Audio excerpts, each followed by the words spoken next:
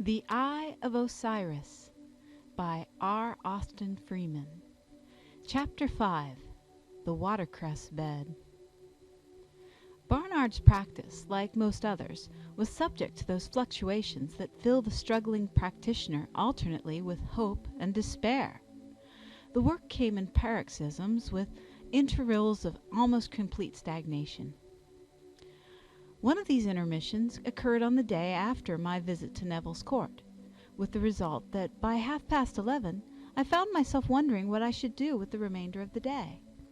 The better to consider this weighty problem, I strolled down to the embankment, and leaning on the parapet, contemplated the view across the river, the gray stone bridge with its perspective of arches, the picturesque pile of the shot towers, and beyond, the shadowy shapes of the Abbey and St. Stephen's. It was a pleasant scene, restful and quiet, with a touch of life and a hint of sober romance, when a barge swept down through the middle arch of the bridge, with a lug sail hoisted to a jury mast and a white-aproned woman at the tiller. Dreamily I watched the craft creep by upon the moving tide, noted the low freeboard, almost awash, the careful helmswoman, and the dog on the forecastle yapping at the distant shore, and thought of Ruth Bellingham.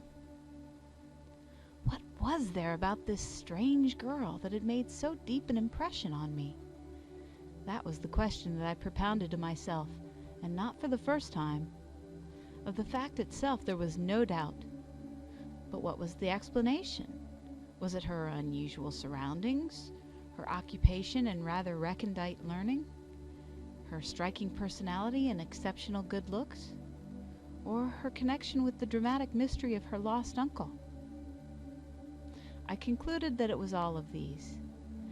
Everything connected with her was unusual and arresting, but over and above these circumstances there was a certain sympathy and personal affinity of which I was strongly conscious, and of which I dimly hoped that she perhaps was a little conscious too. At any rate, I was deeply interested in her, of that there was no doubt whatever. Short as our acquaintance had been, she held a place in my thoughts that had never been held by any other woman. From Ruth Bellingham, my reflections passed by a natural transition to the curious story that her father had told me. It was a queer affair, that ill-drawn will, with the baffled lawyer protesting in the background. It almost seemed as if there must be something behind it all, especially when I remembered Mr. Hurst's very singular proposal. But it was out of my depth. It was a case for a lawyer, and to a lawyer it should go. This very night I resolved I would go to Thorndyke and give him the whole story as it had been told to me. And then there happened one of those coincidences at which we all wonder when they occur, but which are so frequent as to have become enshrined in a proverb.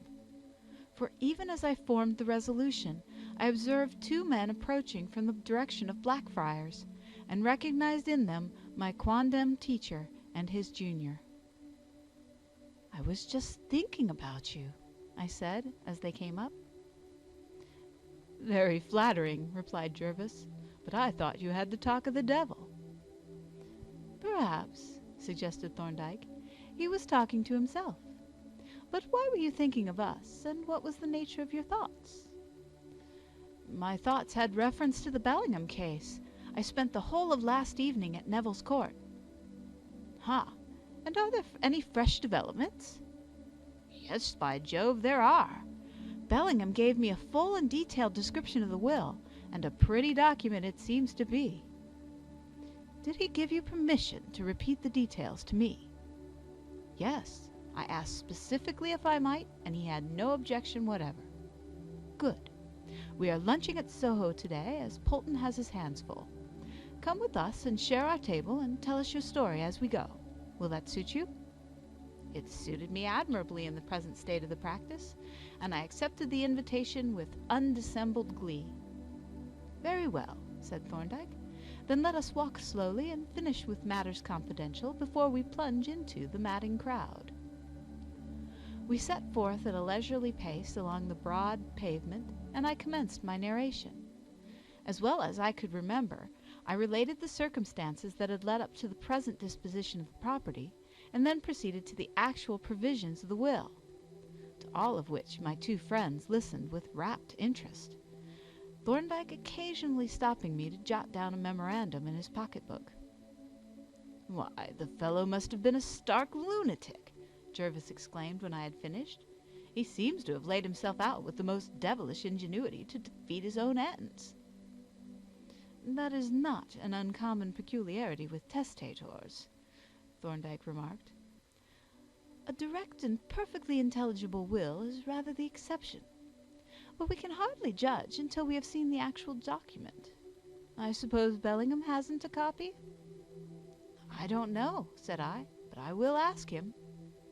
"If he has one, I should like to look through it," said Thorndyke. "The provisions are very peculiar, and, as Jervis says, admirably calculated to defeat the testator's wishes, if they have been correctly reported. And apart from that, they have a remarkable bearing on the circumstances of the disappearance. I dare say you noticed that." "I notice that it is very much to Hurst's advantage that the body has not been found." "Yes, of course. But there are some other points that are very significant. However, it would be premature to discuss the terms of the will until we have seen the actual document, or a certified copy." "If there is a copy extant," I said, "I will try to get a hold of it. Bellingham is terribly afraid of being suspected of a desire to get professional advice gratis." "That," said Thorndyke, "is natural enough, and not discreditable.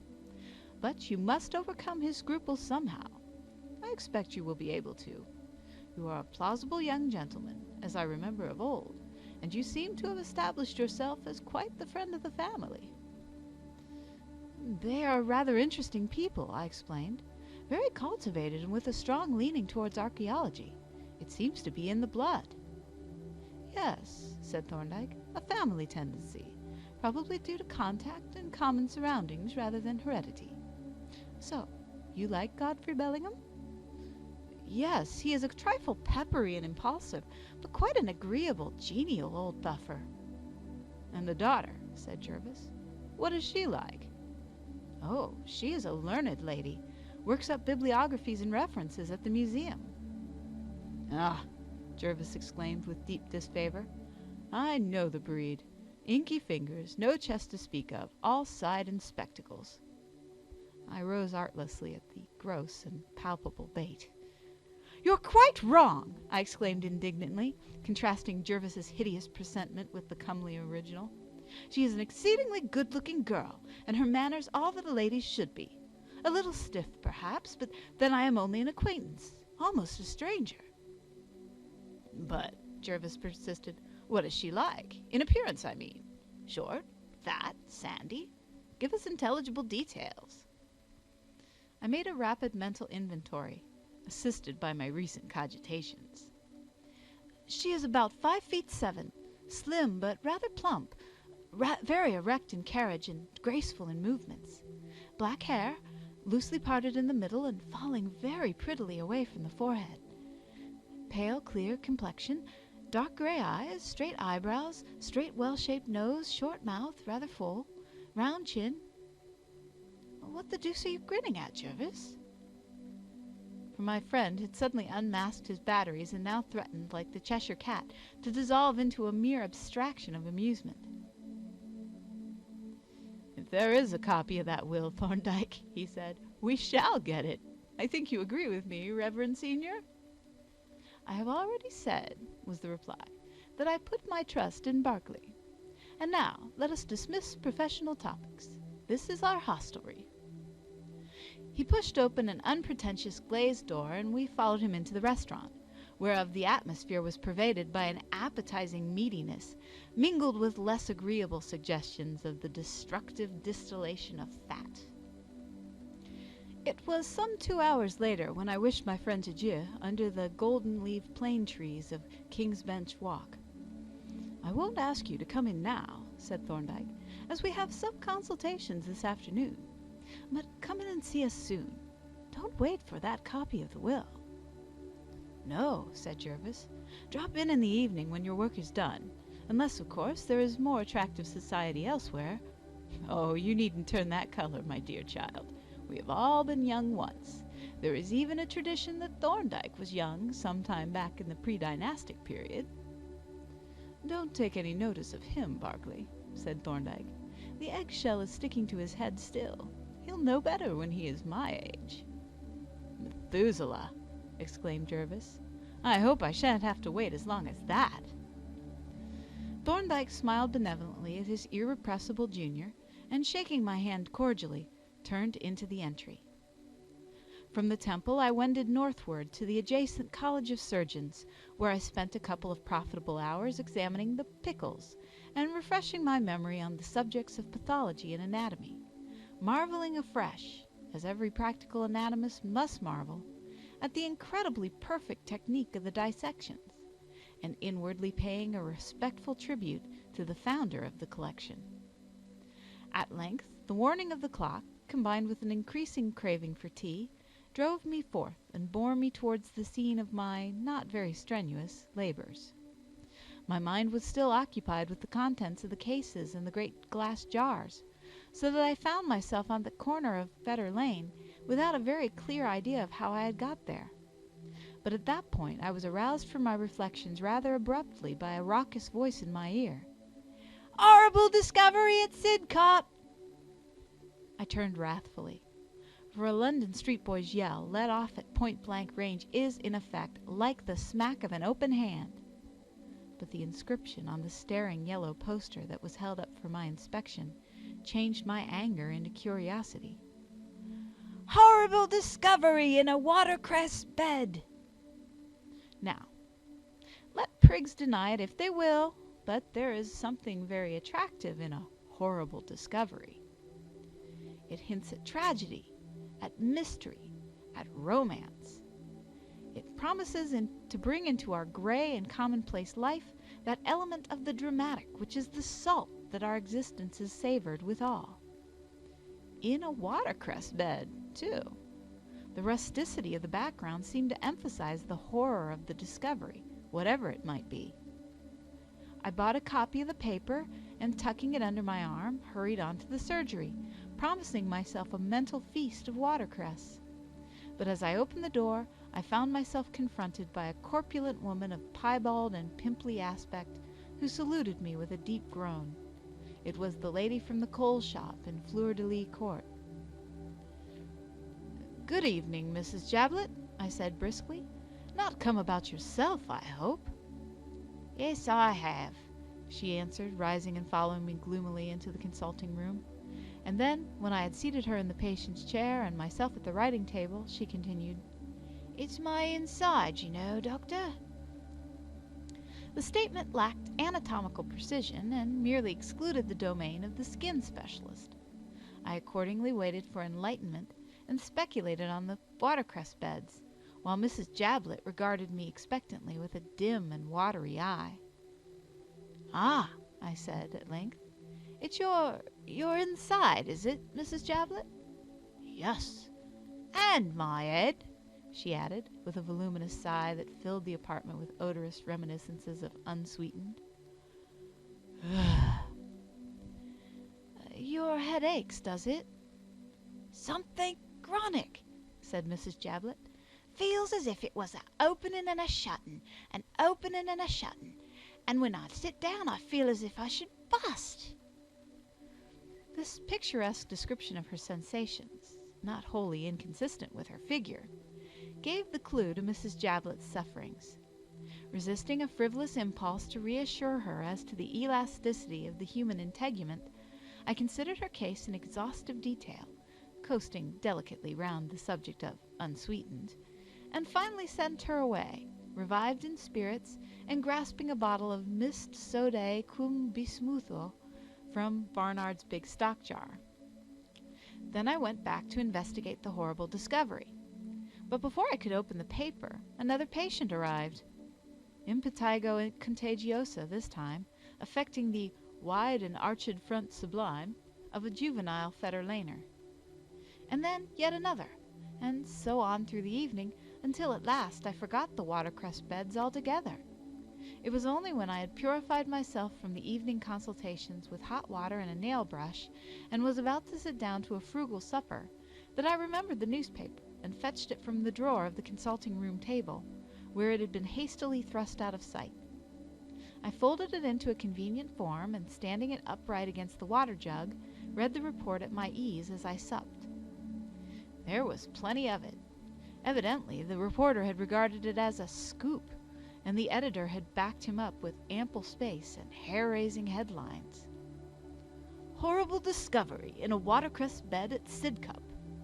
A startling discovery was made yesterday afternoon in the course of clearing out a watercress bed near the erstwhile rural village of Sidcup in Kent. A discovery that will occasion many a disagreeable qualm to those persons who have been in the habit of regaling themselves with this refreshing esculent.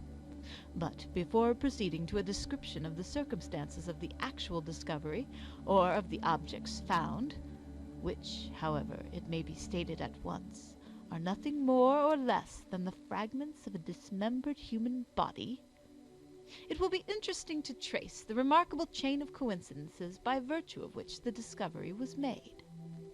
The beds in question have been laid out in a small artificial lake, fed by a tiny streamlet, which forms one of the numerous tributaries of the River Cray. Its depth is greater than is usual in watercress beds, otherwise the gruesome relics could never have been concealed beneath its surface, and the flow of water through it, though continuous, is slow. The tributary streamlet meanders through a succession of pasture meadows, in one of which the beds themselves are situated, and here, throughout most of the year, the fleecy victims of the human carnivore carry on the industry of converting grass into mutton. Now it happened some years ago that the sheep frequenting these pastures became affected with the disease known as liver rot, and here we must make a short digression into the domain of pathology. Liver rot is a disease of quite romantic antecedents. Its cause is a small flat worm, the liver fluke, which infests the liver and bile ducts of the affected sheep. Now, how does the worm get into the sheep's liver? That is where the romance comes in. Let us see. The cycle of transformations begins with the deposit of the eggs of the fluke in some shallow stream or ditch running through pasture lands. Now, each egg has a sort of lid, which presently opens and lets out a minute hairy creature who swims away in search of a particular kind of water snail, the kind called by naturalists Limnaea truncatula. If he finds a snail, he bores his way into its flesh, and soon begins to grow and wax fat. Then he brings forth a family of tiny worms, quite unlike himself, little creatures called rediae, which soon give birth to families of young rediae. So they may go on for several generations, but at last there comes a generation of rediae which, instead of giving birth to fresh rediae, produce families of totally different offspring, big-headed, long-tailed creatures like miniature tadpoles, called by the learned cercariae. The cercariae soon wriggle their way out of the body of the snail, and then complications arise, for it is the habit of this particular snail to leave the water occasionally and take a stroll in the fields. Thus, the cercariae, escaping from the snail, find themselves on the grass, whereupon they promptly drop their tails and stick themselves to the grass blades. Then comes the unsuspecting sheep to take his frugal meal, and cropping the grass, swallows it, cercariae and all. But the latter, when they find themselves in the sheep's stomach, make their way straight to the bile ducts, up which they travel to the liver. Here, in a few weeks, they grow up into full-blown flukes, and begin the important business of producing eggs. Such is the pathological romance of liver rot. And now, what is its connection with this mysterious discovery? It is this. After the outbreak of liver rot above referred to, the ground landlord, a Mr. John Bellingham, instructed his solicitor to insert a clause in the lease of the beds, directing that the latter should be periodically cleared and examined by an expert, to make sure that they were free from the noxious water snails. The last lease expired about 2 years ago, and since then the beds have been out of cultivation, but for the safety of the adjacent pastures it was considered necessary to make the customary periodical inspection, and it was in the course of cleaning the beds for this purpose that the present discovery was made. The operation began 2 days ago. A gang of 3 men proceeded systematically to grub up the plants and collect the multitudes of water snails that they might be examined by the expert to see if any of the obnoxious species were present. They had cleared nearly half the beds when, yesterday afternoon, one of the men working in the deepest part came upon some bones, the appearance of which excited his suspicion. Thereupon he called his mates, and they carefully picked away the plants piecemeal, a process that soon laid bare an unmistakable human hand lying on the mud amongst the roots. Fortunately, they had the wisdom not to disturb the remains, but at once sent off a message to the police. Very soon an inspector and a sergeant, accompanied by the divisional surgeon, arrived on the scene, and were able to view the remains lying as they had been found. And now another very strange fact came to light, for it was seen that the hand, a left one, lying on the mud, was minus its 3rd finger. This is regarded by the police as a very important fact as bearing on the question of identification, seeing that the number of persons having the 3rd finger of the left hand missing must be quite small. After a thorough examination on the spot, the bones were carefully collected and conveyed to the mortuary, where they now lie awaiting further inquiries. The divisional surgeon, Dr. Brandon, in an interview with our representative, made the following statements. The bones found are those of the left arm of a middle-aged or elderly man, about 5 feet 8 inches in height. All the bones of the arm are present, including the scapula or shoulder blade, and the clavicle or collarbone, but the 3 bones of the 3rd finger are missing. Is this a deformity, or has the finger been cut off? Our correspondent asked. The finger has been amputated, was the reply. If it had been absent from birth, the corresponding hand bone or metacarpal would have been wanting or deformed, whereas it is present and quite normal. How long have the bones been in the water? Was the next question. More than a year, I should say. They are quite clean. There is not a vestige of the soft structures left. Have you any theory as to how the arm came to be deposited where it was found? I should rather not answer that question, was the guarded response. One more question, our correspondent urged. The ground landlord, Mr. John Bellingham, is not he the gentleman who disappeared so mysteriously some time ago? So I understand, Dr. Brandon replied. Can you tell me if Mr. Bellingham had lost the 3rd finger of his left hand? I cannot say, said Dr. Brandon, and he added with a smile, You had better ask the police. That is how the matter stands at present, but we understand that the police are making active inquiries for any missing man who has lost the 3rd finger of his left hand, and if any of our readers know of such a person, they are earnestly requested to communicate at once, either with us or with the authorities. Also, we believe that a systematic search is to be made for further remains. I laid the newspaper down and fell into a train of reflection. It was certainly a most mysterious affair. The thought that had evidently come to the reporter's mind stole naturally into mine. Could these remains be those of John Bellingham?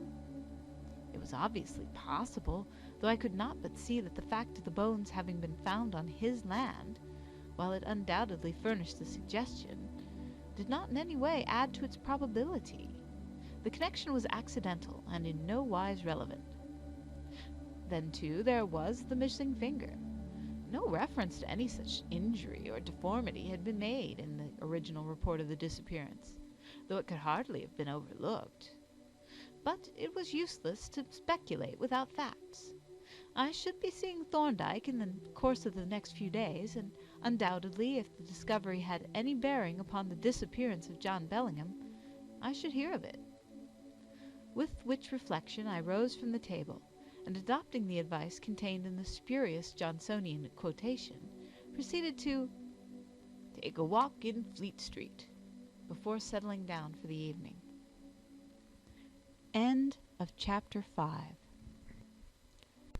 The Eye of Osiris by R. Austin Freeman. Chapter 6. Sidelights. The association of coal with potatoes is one upon which I have frequently speculated, without arriving at any more satisfactory explanation than that both products are of the earth, earthy. Of the connection itself, Barnard's practice furnished several instances besides Mrs. Jablett's establishment in Fleur-de-Lis Court, one of which was a dark and mysterious cavern a foot below the level of the street, that burrowed under an ancient house on the west side of Fetter Lane, a crinkly timber house of the three-decker type that leaned back drunkenly from the road as if about to sit down in its own backyard.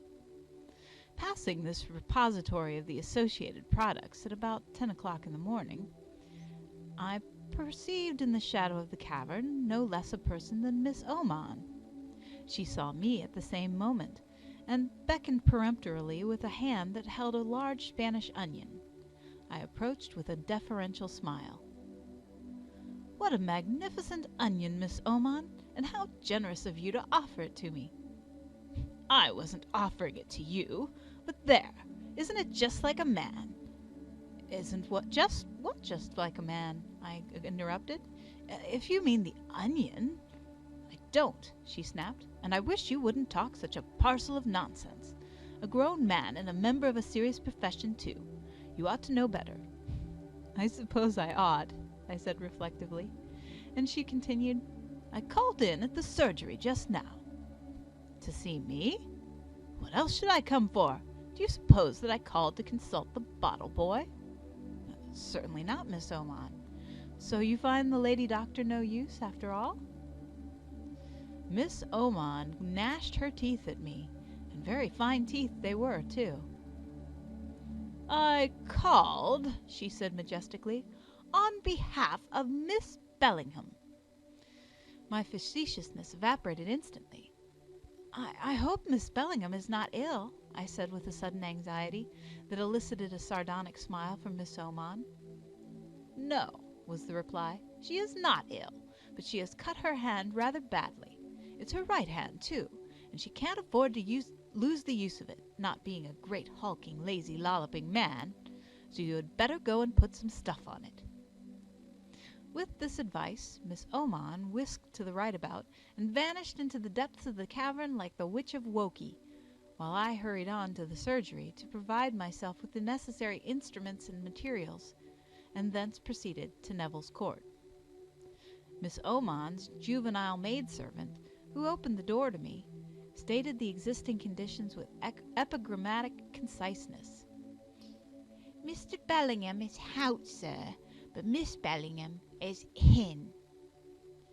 Having thus delivered herself, she retreated towards the kitchen, and I ascended the stairs, at the head of which I found Miss Bellingham awaiting me with her right hand encased in what looked like a white boxing glove. "I am glad you have come," she said. "Phyllis, Miss Oman, you know, has kindly bound up my hand, but I should like you to see that it is all right." We went into the sitting room, where I laid out my paraphernalia on the table while I inquired into the particulars of the accident. "It is most unfortunate that it should have happened just now," she said, as I wrestled with one of those remarkable feminine knots that, while they seem to defy the utmost efforts of human ingenuity to untie, yet have a singular habit of untying themselves at inopportune moments. "Why just now in particular?" I asked. "Because I have some specially important work to do. A very learned lady who is writing a historical book has commissioned me to collect all the literature relating to the Tel el Amarna letters, the cuneiform tablets, you know, of Amenhotep IV. "Well," I said soothingly, "I expect your hand will soon be well." "Yes, but that won't do. The work has to be done immediately. I have to send in the completed notes not later than this day week, and it will be quite impossible. I am dreadfully disappointed." By this time I had unwound the voluminous wrappings and exposed the injury, a deep gash in the palm that must have narrowly missed a good-sized artery. Obviously, the hand would be useless for fully a week. "I suppose," she said, "you couldn't patch it up so that I could write with it?" I shook my head. "No, Miss Bellingham. I shall have to put it on a splint. We can't run any risks with a deep wound like this." "Then I shall have to give up the commission, and I don't know how my client will get the work done in the time. You see, I am pretty well up in the literature of ancient Egypt. In fact, I was to receive special payment on that account, and it would have been such an interesting task, too. However, it can't be helped." I proceeded methodically with the application of the dressings, and meanwhile reflected. It was evident that she was deeply disappointed. Loss of work meant loss of money, and it needed but a glance at her rusty black dress to see that there was little margin for that. Possibly, too, there was some special need to be met. Her manner seemed almost to imply that there was. And at this point, I had a brilliant idea. "I'm not sure that it can't be helped," said I. She looked at me inquiringly, and I continued, "I am going to make a proposition, and I shall ask you to consider it with an open mind." "That sounds rather pretentious," said she, "but I promise. What is it?" "It is this. When I was a student, I acquired the useful art of writing shorthand. I am not a lightning reporter, you understand, but I can take matter down from dictation at quite respectable speed." "Yes." "Well, I have several hours free every day, usually the whole of the afternoon up to 6 or half past, and it occurs to me that if you were to go to the museum in the mornings, you could get out your books, look up passages, you could do that without using your right hand, and put in bookmarks. Then I could come along in the afternoon, and you could read out the selected passages to me, and I could take them down in shorthand. We should get through as much in a couple of hours as you could in a day using longhand." "Oh, but how kind of you, Dr. Barclay!" she exclaimed. "How very kind! Of course, I couldn't think of taking up all your leisure in that way, but I do appreciate your kindness very much."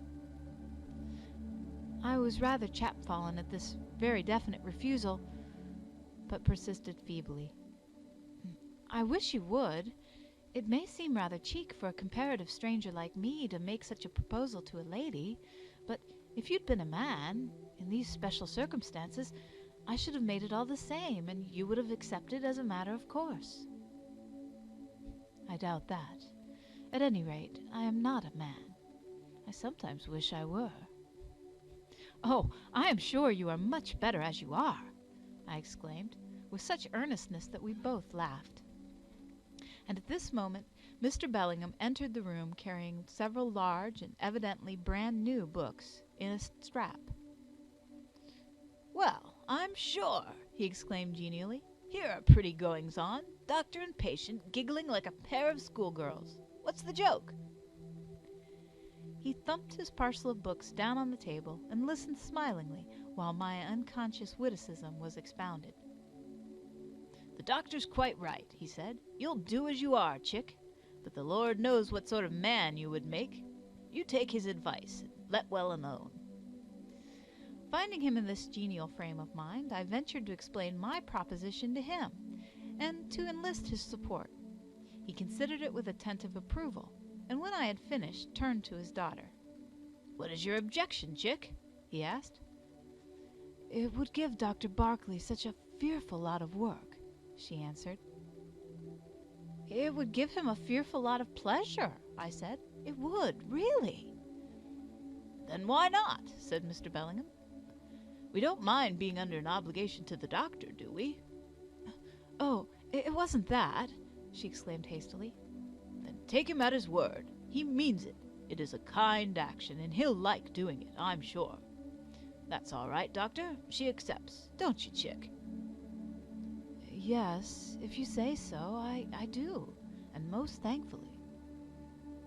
She accompanied the acceptance with a gracious smile that was itself a large payment on account, and when we had made the necessary arrangements, I hurried away in a state of the most perfect satisfaction to finish my morning's work and order an early lunch. When I called for her a couple of hours later, I found her waiting in the garden with the shabby handbag, of which I relieved her, and we set forth together, watched jealously by Miss Oman, who had accompanied her to the gate. As I walked up the court with this wonderful maid by my side, I could hardly believe in my good fortune. By her presence and my own resulting happiness, the mean surroundings became glorified, and the commonest objects transfigured into things of beauty. What a delightful thoroughfare, for instance, was Fetter Lane, with its quaint charm and medieval grace. I snuffed the cabbage-laden atmosphere and seemed to breathe the scent of the asphodel. Holborn was even as the Elysian fields.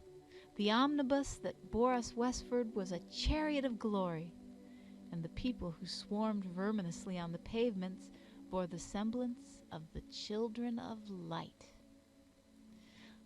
Love is a foolish thing, judged by workaday standards, and the thoughts and actions of lovers foolish beyond measure. But the workaday standard is the wrong one, after all. For the utilitarian mind does but busy itself with the trivial and transitory interests of life, behind which looms the great and everlasting reality of the love of man and woman. There is more significance in a nightingale's song in the hush of a summer night than in all the wisdom of Solomon, who, by the way, was not without his little experiences of the tender passion. The janitor in the little glass box by the entrance to the library inspected us and passed us on, with a silent benediction, to the lobby, whence, when I had handed my stick to a bald-headed demigod and received a talismanic disc in exchange, we entered the enormous rotunda of the reading room. I have often thought that if some lethal vapor of highly preservative properties, such as formaldehyde, for instance, could be shed into the atmosphere of this apartment, the entire and complete collection of books and bookworms would be well worth preserving for the enlightenment of posterity, as a sort of anthropological appendix to the main collection of the museum. For surely nowhere else in the world are so many strange and abnormal human beings gathered together in one place. And a curious question that must have occurred to many observers is, whence do these singular creatures come, and whither do they go, when the very distinct-faced clock, adjusted to literary eyesight, proclaims closing time? The tragic-faced gentleman, for instance, with the corkscrew ringlets that bob up and down like spiral springs as he walks. Or the short elderly gentleman in the black cassock and bowler hat, who shatters your nerves by turning suddenly and revealing himself as a middle-aged woman. Whither do they go? One never sees them elsewhere. Do they steal away at closing time into the depths of the museum and hide themselves until morning in sarcophagi or mummy cases? Or do they creep through spaces in the bookshelves and spend the night behind the volumes in a congenial atmosphere of leather and antique paper? Who can say? What I do know is that when Ruth Bellingham entered the reading room, she appeared in comparison with these like a creature of another order, even as the head of Antinous, which formerly stood, it has since been moved, amidst the portrait busts of the Roman emperors, seemed like the head of a god set in a portrait gallery of illustrious baboons. "What have we got to do?" I asked when we had found a vacant seat. "Do you want me to look up the catalogue?" "No, I have the tickets in my bag. The books are waiting in the kept books department."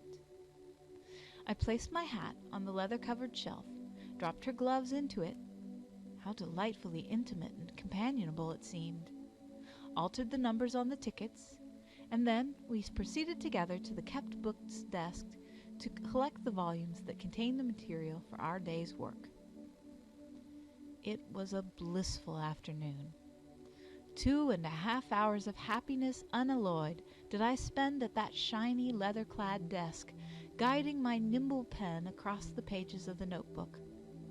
It introduced me to a new world, a world in which love and learning, sweet intimacy and crusted archaeology were mingled into the oddest, most whimsical, and most delicious confection that the mind of man can conceive. Hitherto, these recondite histories had been far beyond my ken. Of the wonderful heretic Amenhotep IV I had barely heard. At the most, he had been a mere name. The Hittites, a mythical race of undetermined habitat, while cuneiform tablets had presented themselves to my mind merely as an uncouth kind of fossil biscuit suited to the digestion of a prehistoric ostrich. Now all this was changed. As we sat with our chairs creaking together, and she whispered the story of those stirring times into my receptive ear, talking is strictly forbidden in the reading room, the disjointed fragments arranged themselves into a romance of supreme fascination.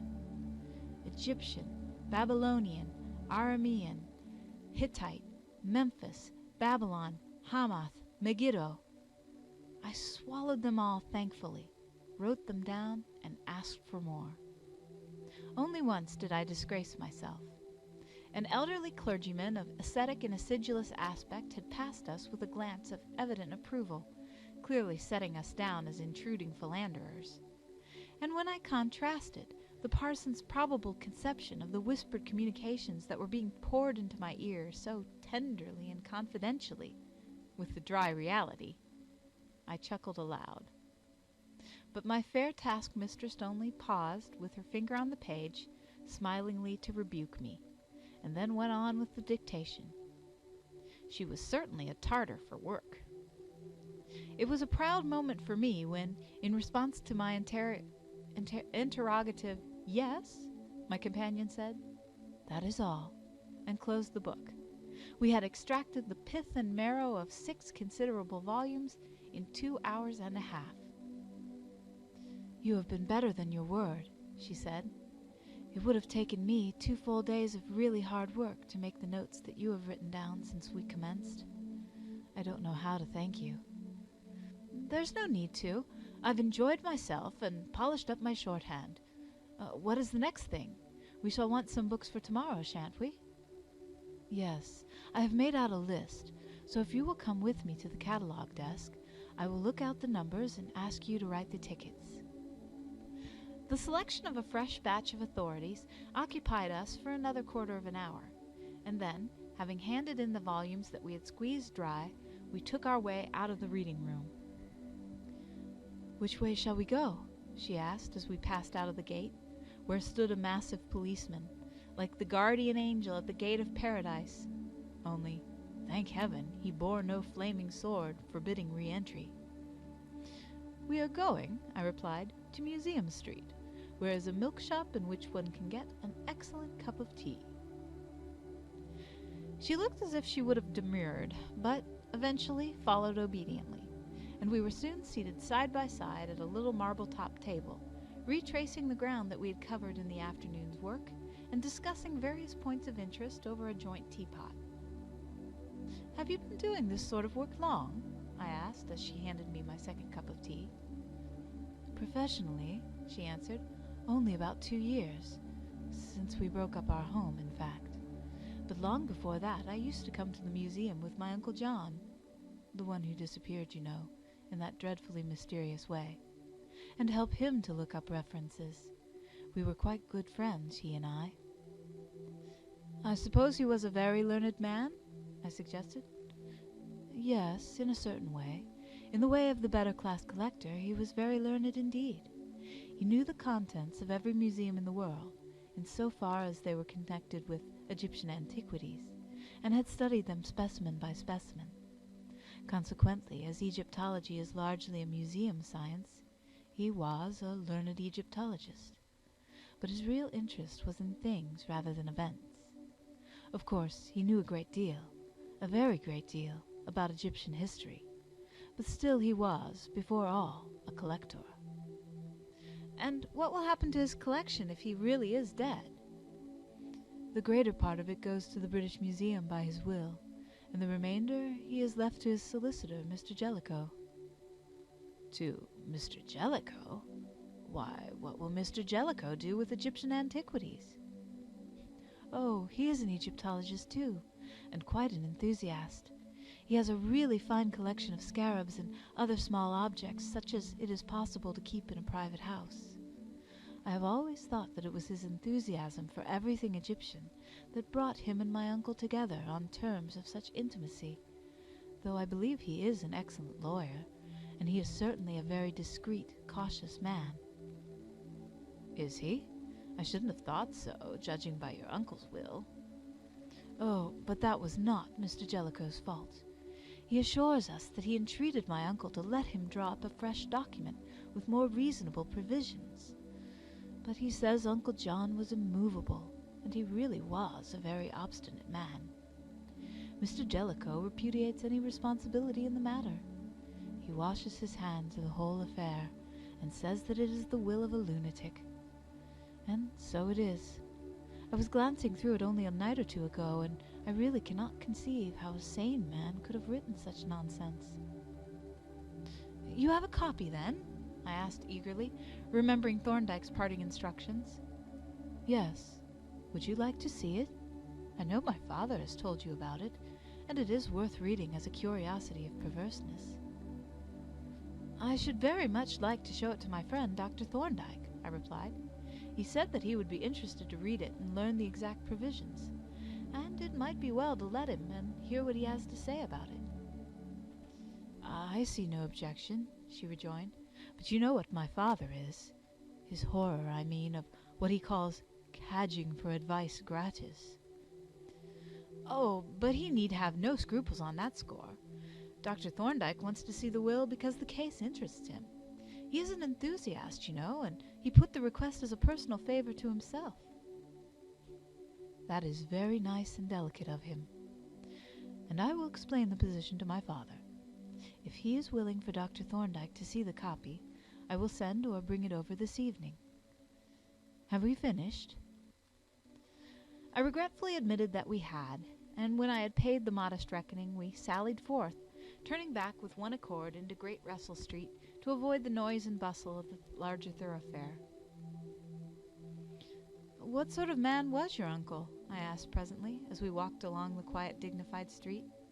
And then I added hastily, "I hope you don't think me inquisitive, but to my mind he presents himself as a kind of mysterious abstraction, the unknown quantity of a legal problem."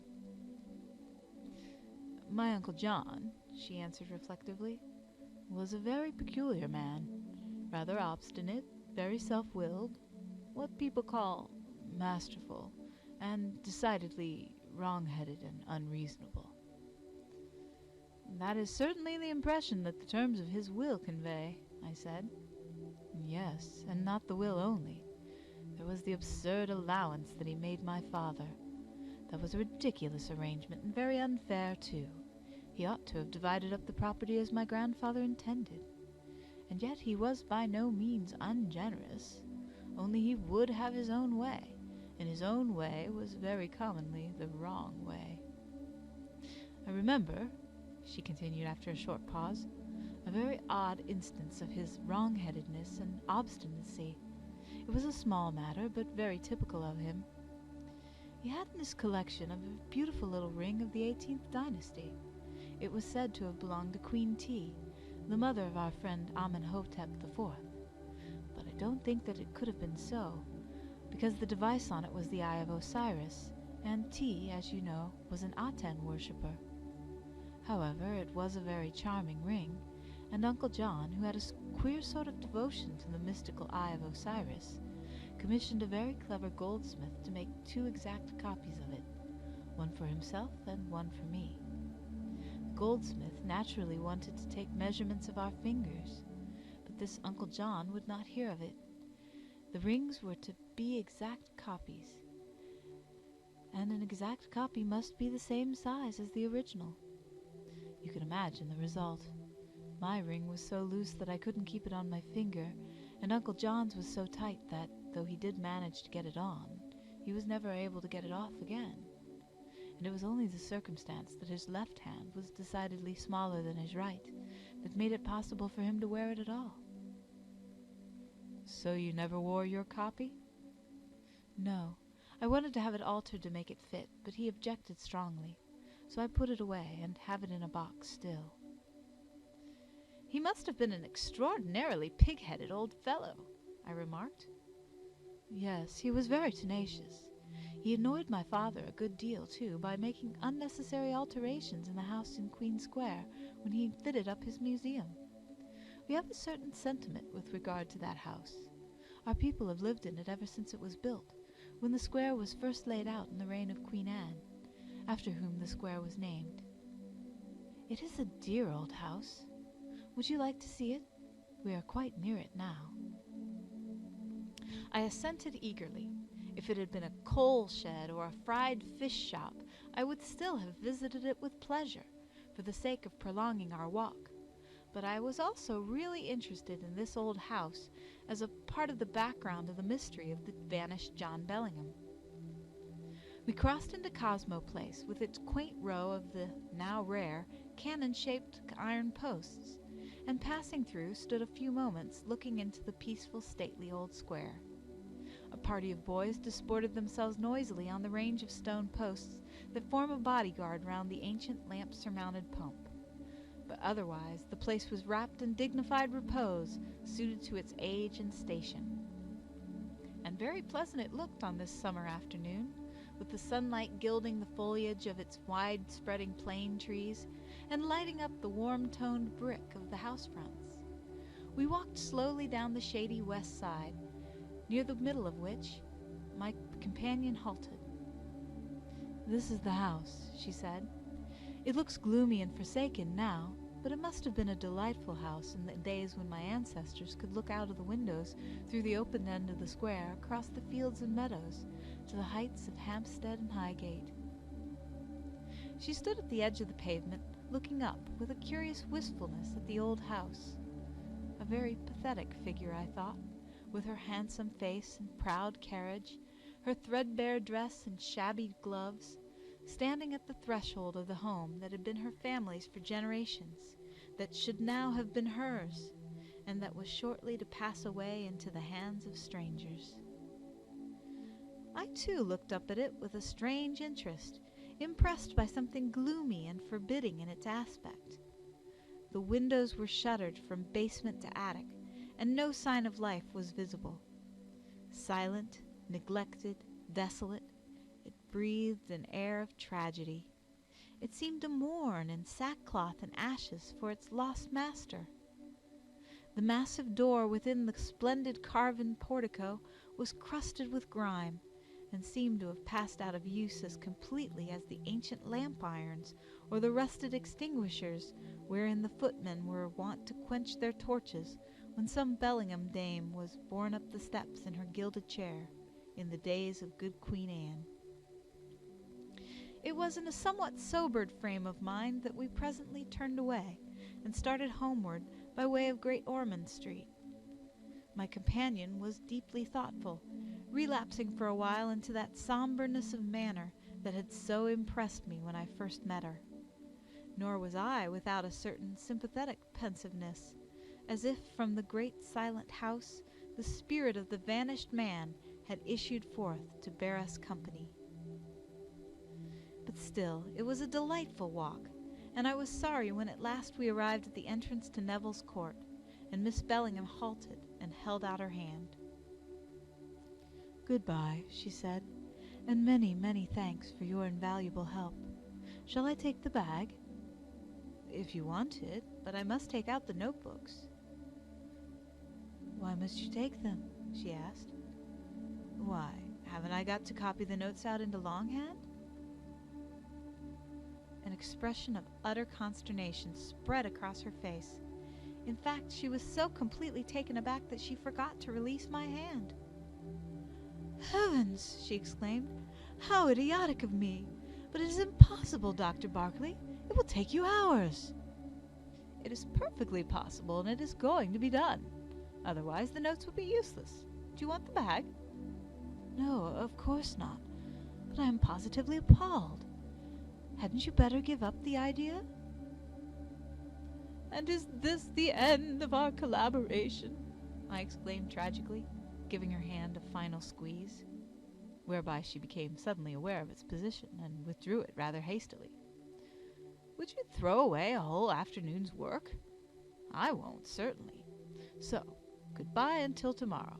I shall turn up in the reading room as early as I can. You had better take the tickets. Oh, and you won't forget about the copy of the will for Dr. Thorndyke, will you?" "No. If my father agrees, you shall have it this evening." She took the tickets from me, and thanking me yet again, retired into the court.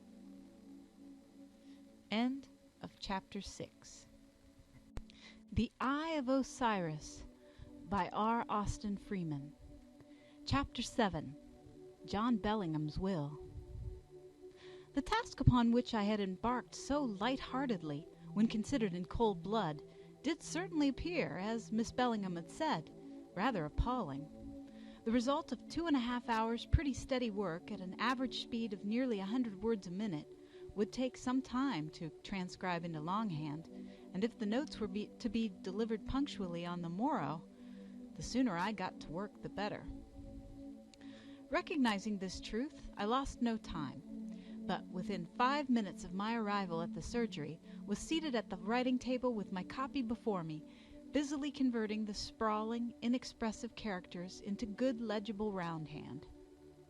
The occupation was by no means unpleasant, apart from the fact that it was a labor of love, for the sentences, as I picked them up, were fragrant with reminiscences of the gracious whisper in which they had first come to me. And then the matter itself was full of interest. I was gaining a fresh outlook on life, was crossing the threshold of a new world, which was her world, and so the occasional interruptions from patients, while they gave me intervals of enforced rest, were far from welcome. The evening wore on without any sign from Neville's Court, and I began to fear that Mr. Bellingham's scruples had proved insurmountable. Not, I am afraid, that I was so much concerned for the copy of the will as for the possibility of a visit, no matter howsoever brief, from my fair employer. And when, on the stroke of 7:30, the surgery door flew open with startling abruptness, my fears were allayed and my hopes shattered simultaneously. For it was Miss Oman who stalked in, holding out a blue foolscap envelope with a warlike air, as if it were an ultimatum.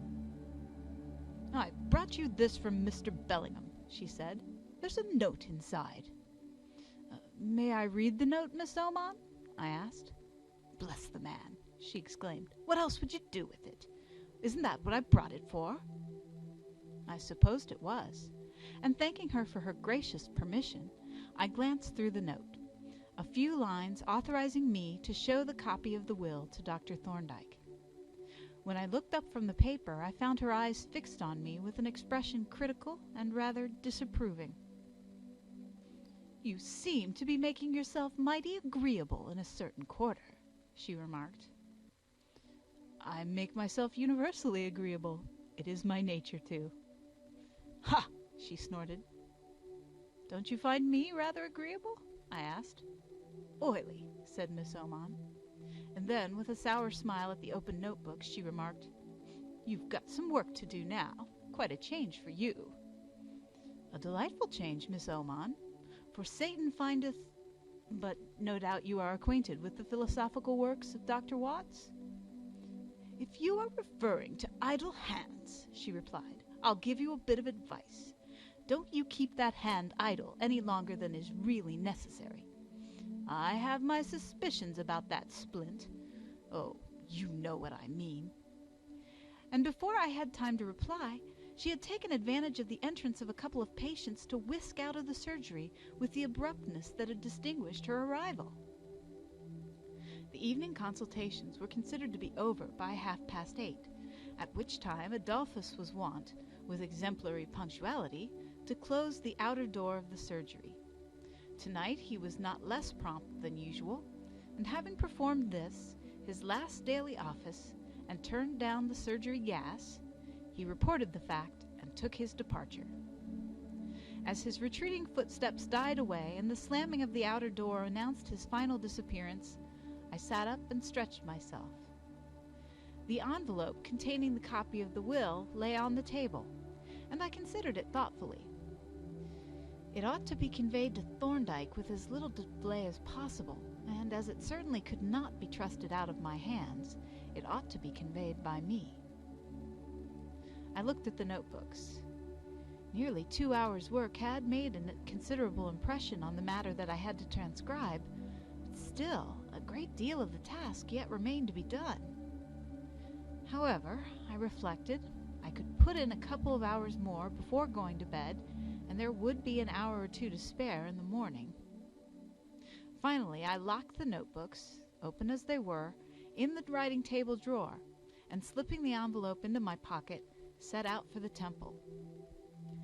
The soft chime of the treasury clock was telling out, in confidential tones, the 3rd quarter, as I rapped with my stick on the forbidding oak of my friend's chambers. There was no response, nor had I perceived any gleam of light from the windows as I approached, and I was considering the advisability of trying the laboratory on the next floor, when footsteps on the stone stairs and familiar voices gladdened my ear. "Hallo, Berkeley," said Thorndyke. "Do we find you waiting like a Peri at the gates of paradise? Polton is upstairs, you know, tinkering at one of his inventions. If you ever find the nest empty, you had better go up and bang at the laboratory door. He's always there in the evenings." "I haven't been waiting long," said I, "and I was just thinking of rousing him up when you came." "That was right," said Thorndyke, turning up the gas. "And what news do you bring? Do I see a blue envelope sticking out of your pocket?" "You do." "Is it a copy of the will?" he asked. I answered, "Yes," and added that I had full permission to show it to him. "What did I tell you?" exclaimed Jervis. "Didn't I say he would get the copy for us if it existed?" "We admit the excellence of your prognosis," said Thorndyke, "but there is no need to be boastful. Have you read through the document, Berkeley?" "No, I haven't taken it out of the envelope." "Then it will be equally new to us all, and we shall see if it tallies with your description." He placed 3 easy chairs at a convenient distance from the light, and Jervis, watching him with a smile, remarked, "Now Thorndyke is going to enjoy himself. To him, a perfectly unintelligible will is a thing of beauty and a joy forever, especially if associated with some kind of recondite knavery." "I don't know," said I, "that this will is particularly unintelligible. The mischief seems to be that it is rather too intelligible. However, here it is," and I handed the envelope to Thorndyke. "I suppose that we can depend on this copy," said the latter, as he drew out the document and glanced at it. "Oh, yes," he added. "I see it is copied by Godfrey Bellingham, compared with the original, and certified correct. In that case, I will get you to read it out slowly, Jervis, and I will make a rough copy to keep for reference. Let us make ourselves comfortable and light our pipes before we begin." He provided himself with a writing pad, and when we had seated ourselves and got our pipes well alight, Jervis opened the document and with a premonitory "hem" commenced the reading. "In the name of God, Amen. This is the last will and testament of me, John Bellingham, of number 141, Queen Square, in the parish of St. George, Bloomsbury, London, in the county of Middlesex. Gentlemen made this 21st day of September, in the year of our Lord, 1892.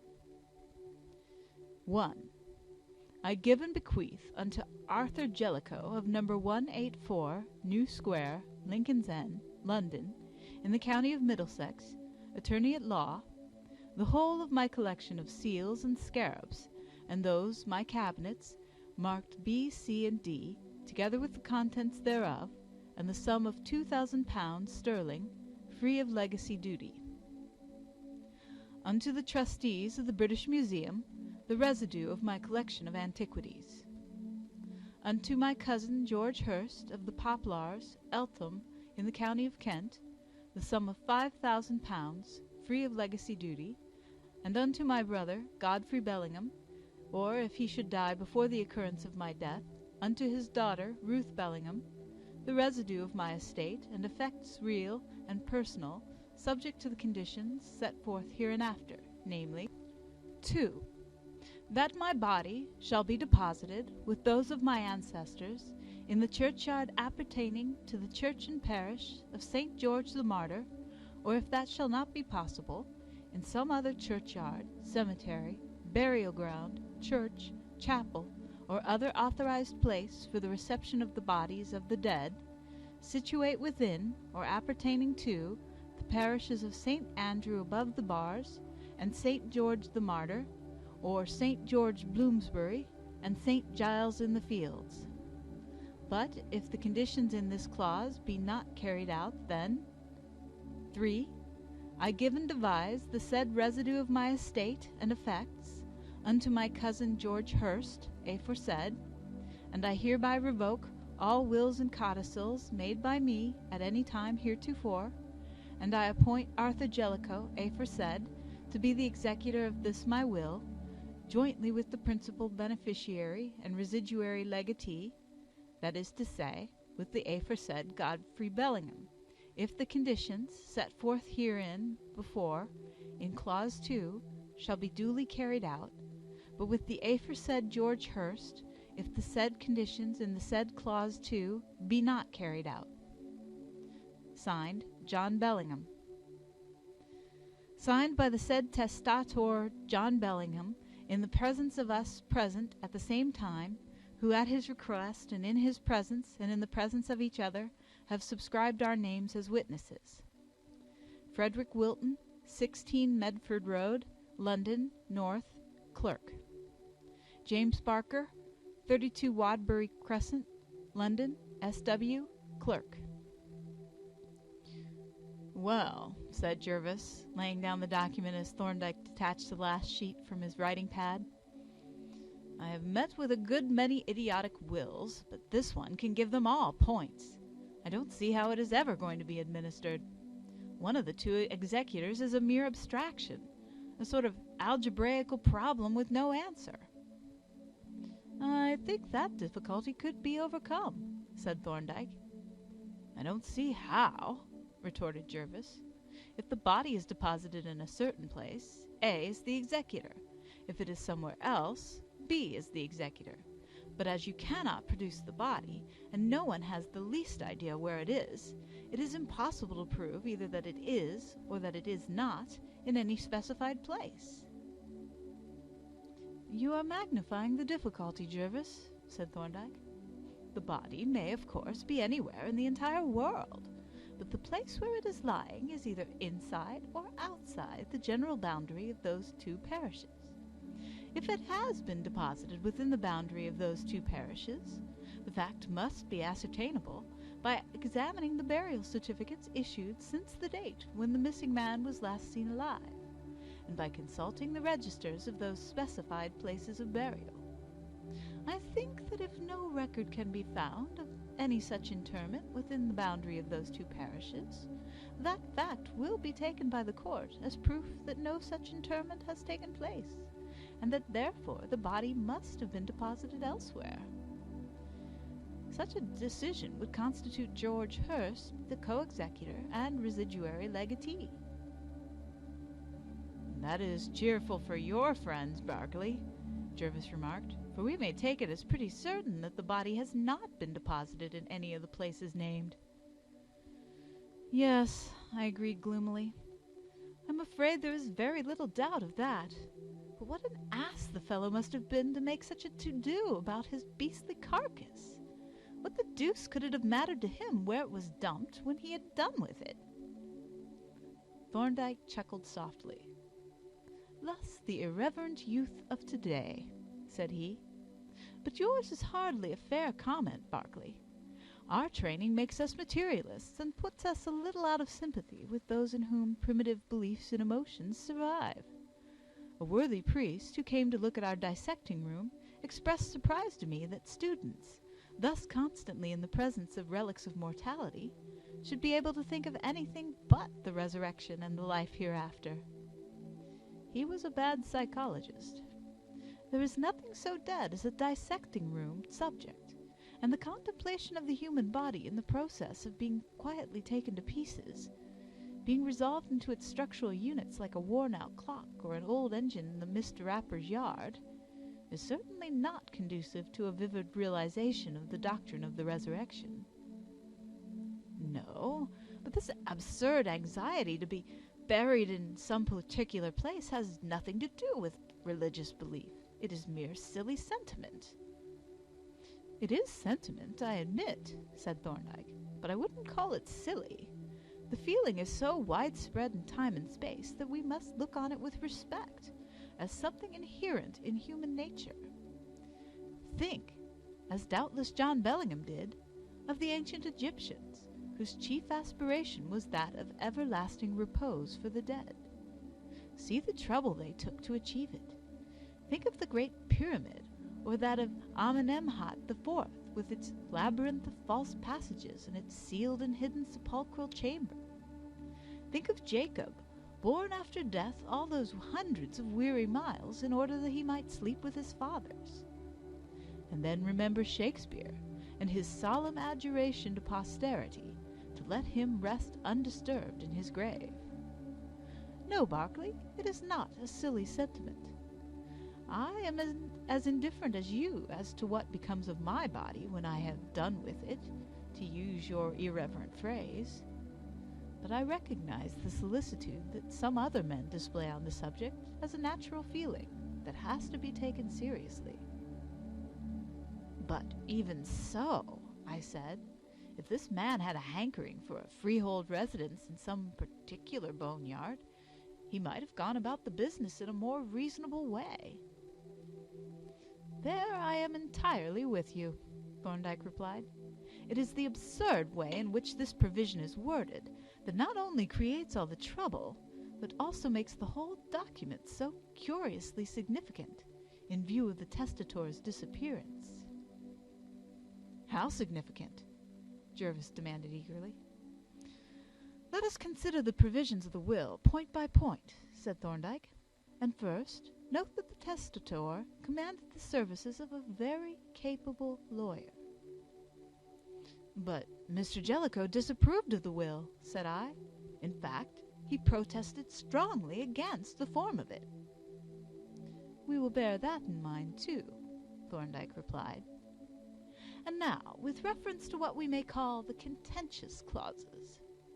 The first thing that strikes us is their preposterous injustice. Godfrey's inheritance is made conditional on a particular disposal of the testator's body. But this is a matter not necessarily under Godfrey's control.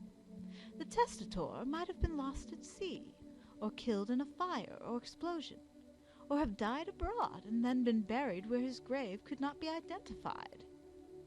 There are numerous probable contingencies, besides the improbable one that has happened, that might prevent the body from being recovered. But even if the body had been recovered, there is another difficulty. The places of burial in the parishes named have all been closed for many years.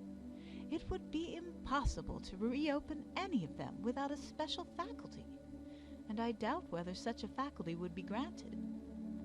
Possibly cremation might meet the difficulty, but even that is doubtful. And in any case, the matter would not be in the control of Godfrey Bellingham. Yet, if the required interment should prove impossible, he is to be deprived of his legacy. It is an monstrous and absurd injustice, I exclaimed. It is, Thorndyke agreed. But this is nothing to the absurdity that comes to light when we consider clauses 2 and 3 in detail. Observe that the testator presumably wished to be buried in a certain place. Also, he wished that his brother should benefit under the will. Let us take the first point and see how he has set about securing the accomplishment of what he desired. Now, if we read clauses 2 and 3 carefully, we shall see that he has rendered it virtually impossible that his wishes can be carried out. He desires to be buried in a certain place, and makes Godfrey responsible for his being so buried. But he gives Godfrey no power or authority to carry out the provision, and places insuperable obstacles in his way. For until Godfrey is an executor, he has no power or authority to carry out the provisions, and until the provisions are carried out, he does not become an executor." "It is a preposterous muddle," exclaimed Jervis. "Yes, but that is not the worst of it," Thorndyke continued. "The moment John Bellingham dies, his dead body has come into existence, and it is deposited for the time being wherever he happens to have died. But unless he should have happened to have died in one of the places of burial mentioned, which is in the highest degree unlikely, his body will be, for the time being, deposited in some place other than those specified. In that case, Clause 2 is, for the time being, not complied with, and consequently George Hurst becomes automatically the co-executor." "But will George Hurst carry out the provisions of Clause 2? "Probably not. Why should he? The will contains no instructions to that effect. It throws the whole duty on Godfrey. On the other hand, if he should carry out Clause 2, what happens? He ceases to be an executor and loses a legacy of some £70,000. We may be pretty certain that he will do nothing of the kind. So that, on considering the two clauses, we see that the wishes of the testator could only be carried out in the unlikely event of his dying in one of the burial places mentioned, or his body being conveyed immediately after death to a public mortuary in one of the said parishes.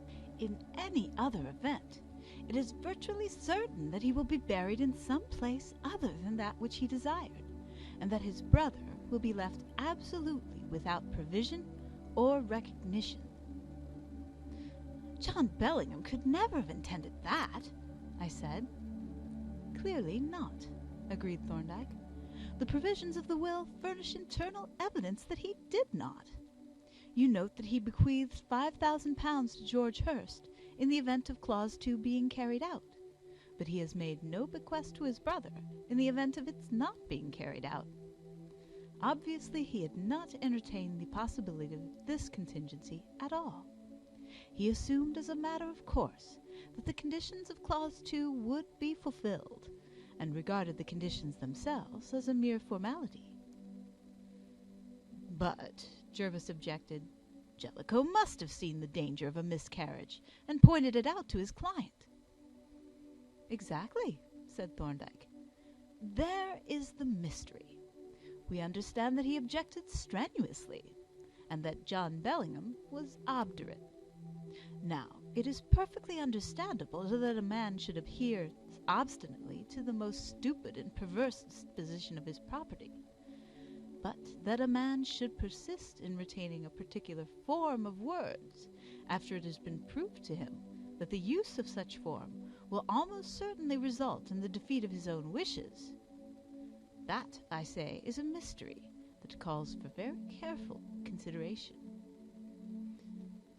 "If Jellicoe had been an interested party," said Jervis, "one would have suspected him of lying low, but the form of Clause 2 doesn't affect him at all." "No," said Thorndyke.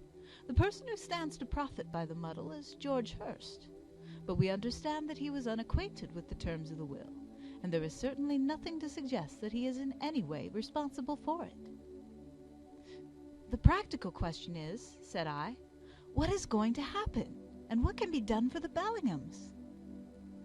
"The probability is," Thorndyke replied, "that the next move will be made by Hurst. He is the party immediately interested. He will probably apply to the court for permission to presume death and administer the will."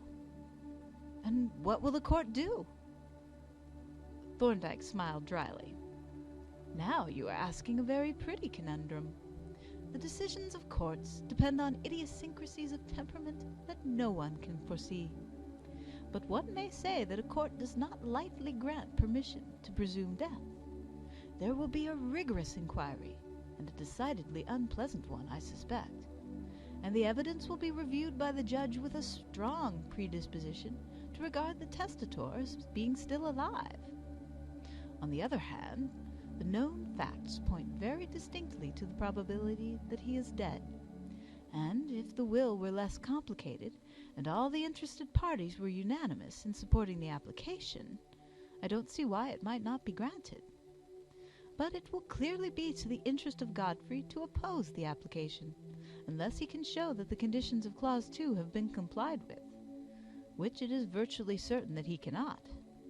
And he may be able to bring forward reasons for believing John to be still alive. But even if he is unable to do this, inasmuch as it is pretty clear that he was intended to be the chief beneficiary, his opposition is likely to have considerable weight with the court. "Oh, is it?" I exclaimed eagerly. "Then that accounts for a very peculiar proceeding on the part of Hurst. I have stupidly forgotten to tell you about it. He has been trying to come to a private agreement with Godfrey Bellingham." "Indeed," said Thorndyke. "What sort of agreement?"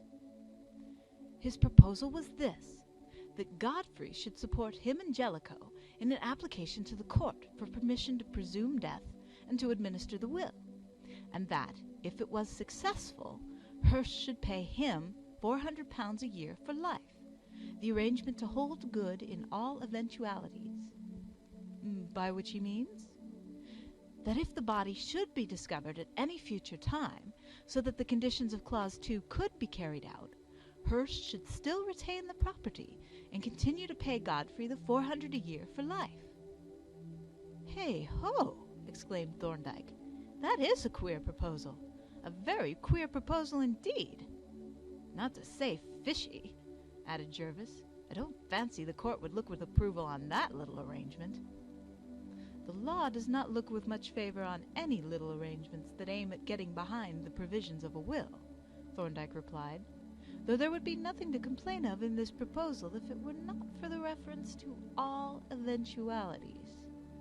If a will is hopelessly impracticable, it is not unreasonable or improper for the various beneficiaries to make such private arrangements among themselves as may seem necessary to avoid useless litigation and delay in administering the will. If, for instance, Hurst had proposed to pay £400 a year to Godfrey so long as the body remained undiscovered, on condition that, in the event of its discovery, Godfrey should pay him a like sum for life, there would have been nothing to comment upon. It would have been an ordinary sporting chance. But the reference to all eventualities is an entirely different matter. Of course, it may be mere greediness, but all the same, it suggests some very curious reflections." "Yes, it does," said Jervis. "I wonder if he has any reason to expect that the body will be found. Of course, it doesn't follow that he has. He may be merely taking the opportunity offered by the other man's poverty to make sure of the bulk of the property whatever happens. But it is uncommonly sharp practice, to say the least." "Do I understand that Godfrey declined the proposal?" Thorndyke asked. "Yes, he did, very emphatically, and I fancy that the two gentlemen proceeded to exchange opinions on the circumstances of the disappearance with more frankness than delicacy." "Ah," said Thorndyke, "that is a pity. If the case comes into court, there is bound to be a good deal of unpleasant discussion, and even more unpleasant comment in the newspapers. But if the parties themselves begin to express suspicions of one another, there is no telling where the matter will end." "No, by Jove," said Jervis. "If they begin flinging accusations of murder about, the fat will be in the fire with a vengeance. That way lies the Old Bailey." "We must try to prevent them from making an unnecessary scandal," said Thorndyke. "It may be that an exposure will be unavoidable, and that must be ascertained in advance. But to return to your question, Barclay, as to what is to be done. Hurst will probably make some move pretty soon. Do you know if Jellicoe will act with him?" "No, he won't. He declines to take any steps without Godfrey's assent. At least, that is what he says at present. His attitude is one of correct neutrality." "That is satisfactory so far. said Thorndyke, though he may alter his tone when the case comes into court. From what you said just now, I gathered that Jellicoe would prefer to have the will administered and be quit of the whole business, which is natural enough, especially as he benefits under the will to the extent of £2,000 in a valuable collection. Consequently, we may fairly assume that even if he maintains an apparent neutrality, his influence will be exerted in favor of Hurst rather than of Bellingham, from which it follows that Bellingham ought certainly to be properly advised, and when the case goes into court, properly represented. "He can't afford either the one or the other," said I. "He's as poor as an insolvent church mouse and as proud as the devil. He wouldn't accept professional aid that he couldn't pay for." Grunted Thorndyke. "That's awkward. But we can't allow the case to go by default, so to speak, to fail for the mere lack of technical assistance. Besides, it is one of the most interesting cases that I have ever met with, and I am not going to see it bungled." He couldn't object to a little general advice in a friendly, informal way. Amicus curiae, as old Broadrib is so fond of saying. And there is nothing to prevent us from pushing forward the preliminary inquiries. "Of what nature would they be?" "Well, to begin with, we have to satisfy ourselves that the conditions of Clause 2 have not been complied with, that John Bellingham has not been buried within the parish boundaries mentioned. Of course he has not, but we must not take anything for granted. Then we have to satisfy ourselves that he is not still alive and accessible. It is perfectly possible that he is, after all, and it is our business to trace him, if he is still in the land of the living. Jervis and I can carry out these investigations without saying anything to Bellingham.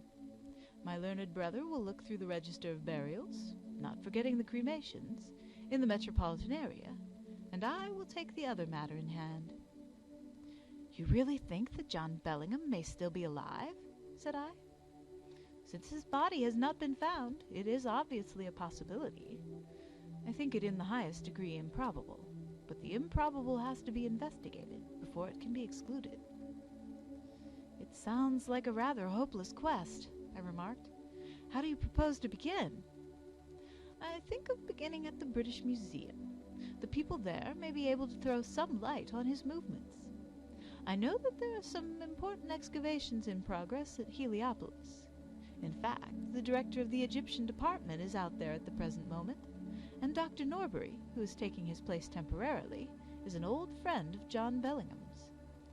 I shall call on him and try to discover if there is anything that might have induced Bellingham suddenly to go abroad, to Heliopolis, for instance. Also, he may be able to tell me what it was that took the missing man to Paris on that last, rather mysterious journey. That might turn out to be an important clue.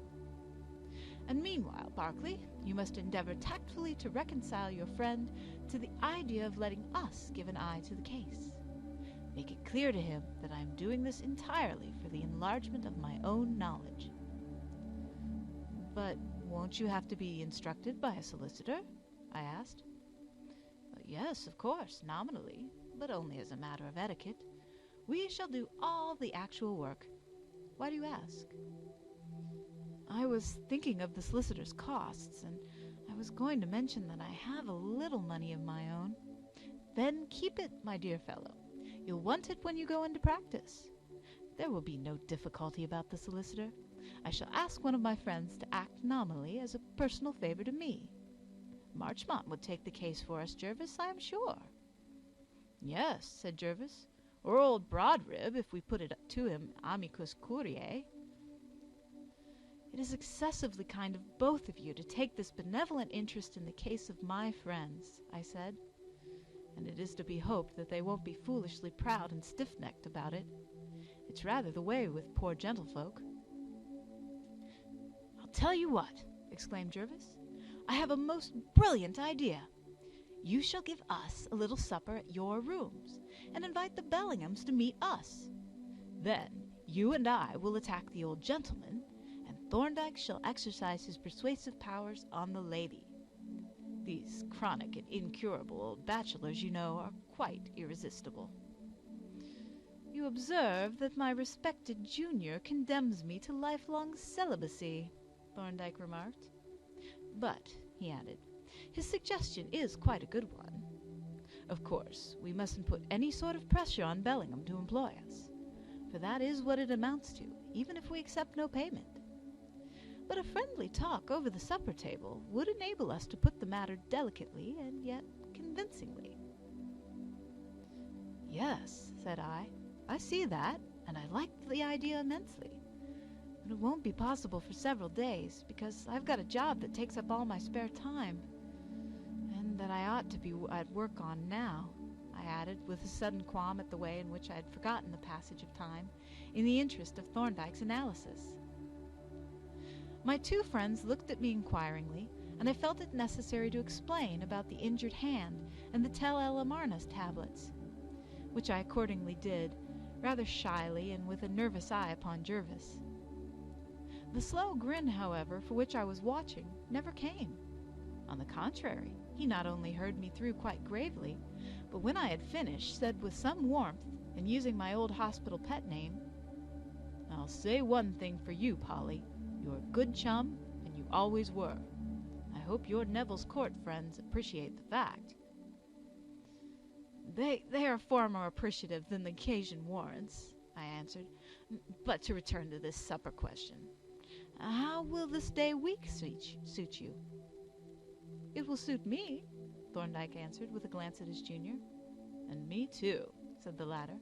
So, if it will do for the Bellinghams, we will consider it settled.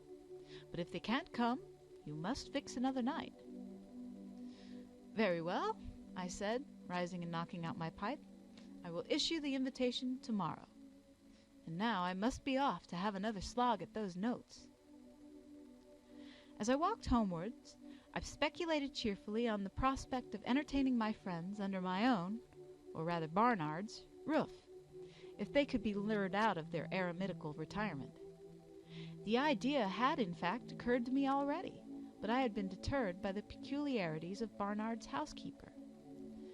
For Mrs. Gummer was one of those housewives who make up for an archaic simplicity of production by preparations on the most portentous and alarming scale.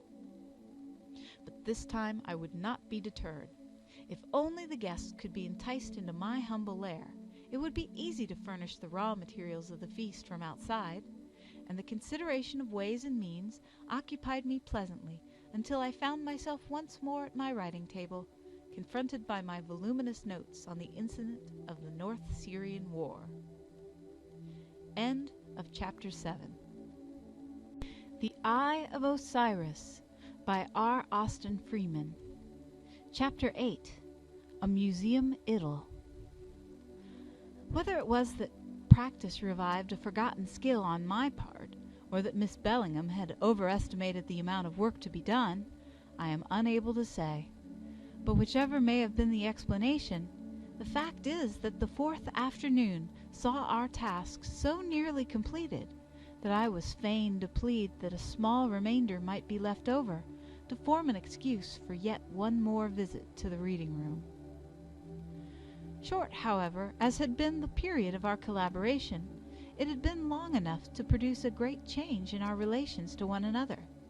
For there is no friendship so intimate and satisfying as that engendered by community of work, and none, between man and woman at any rate, so frank and wholesome.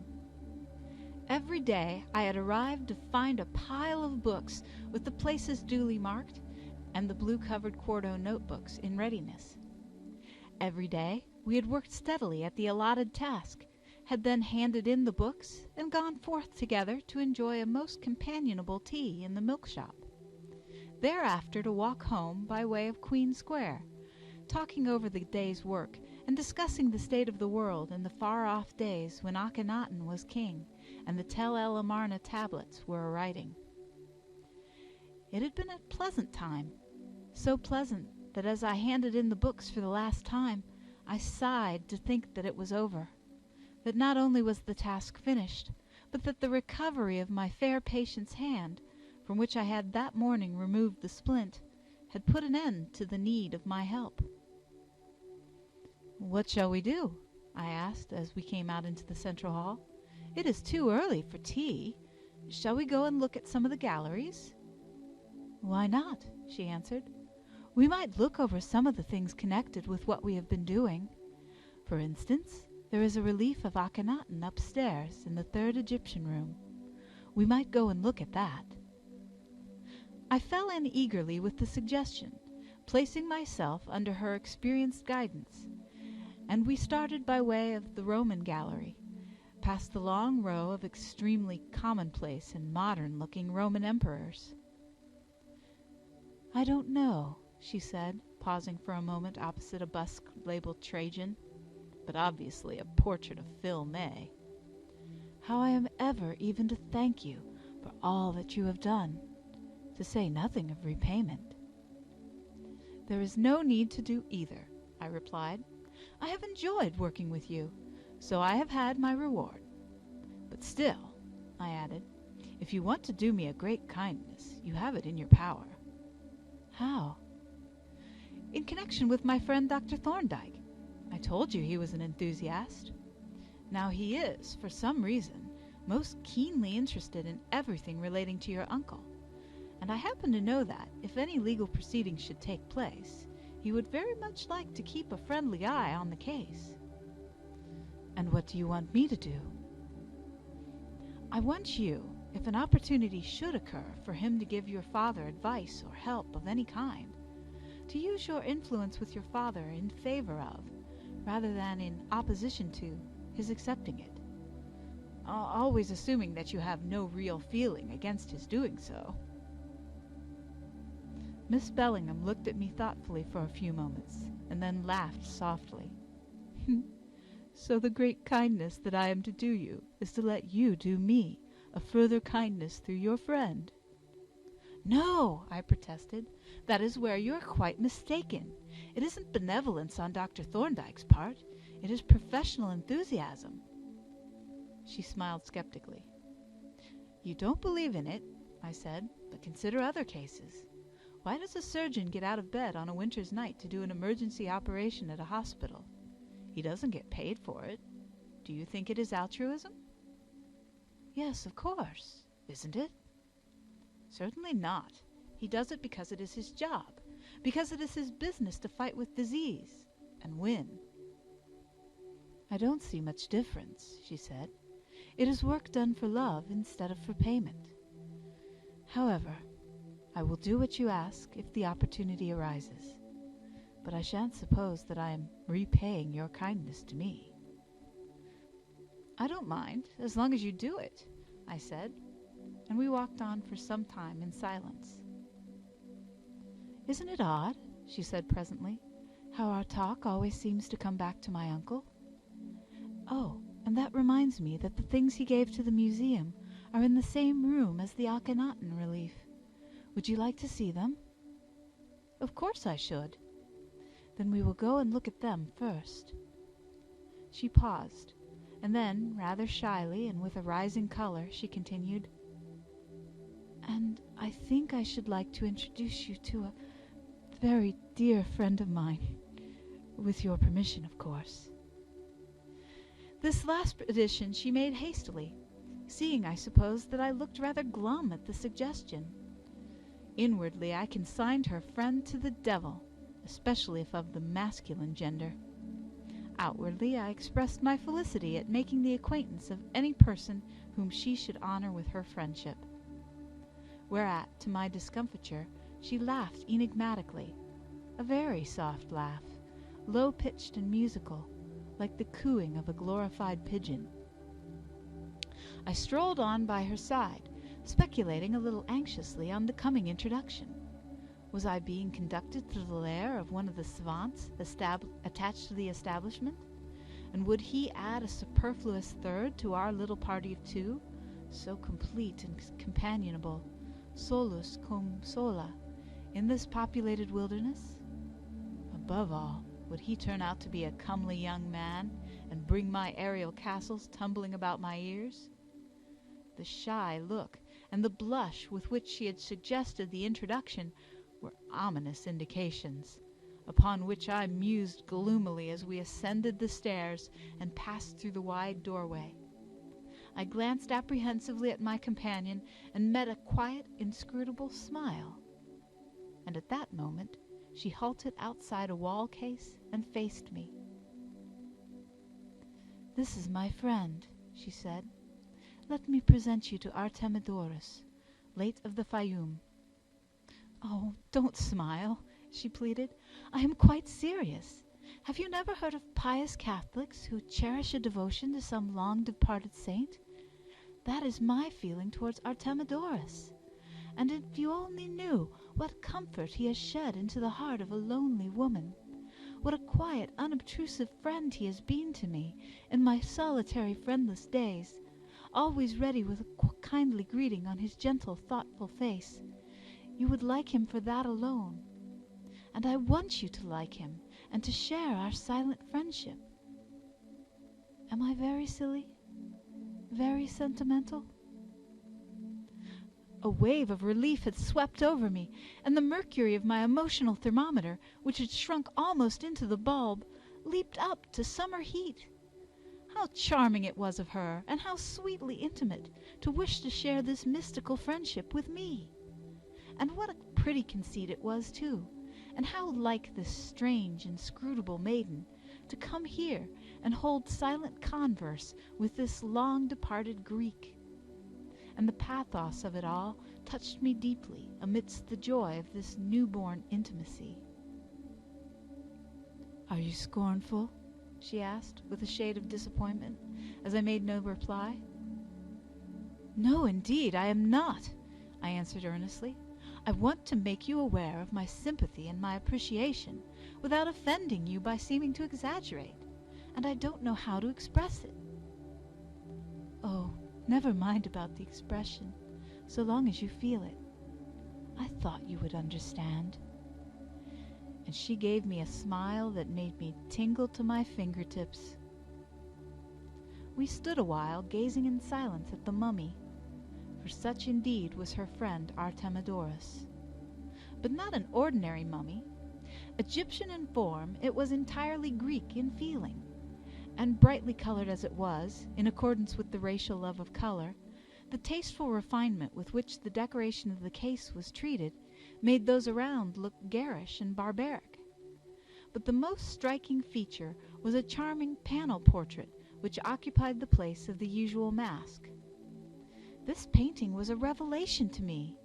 Except that it was executed in tempera instead of oil, it differed in no respect from modern work.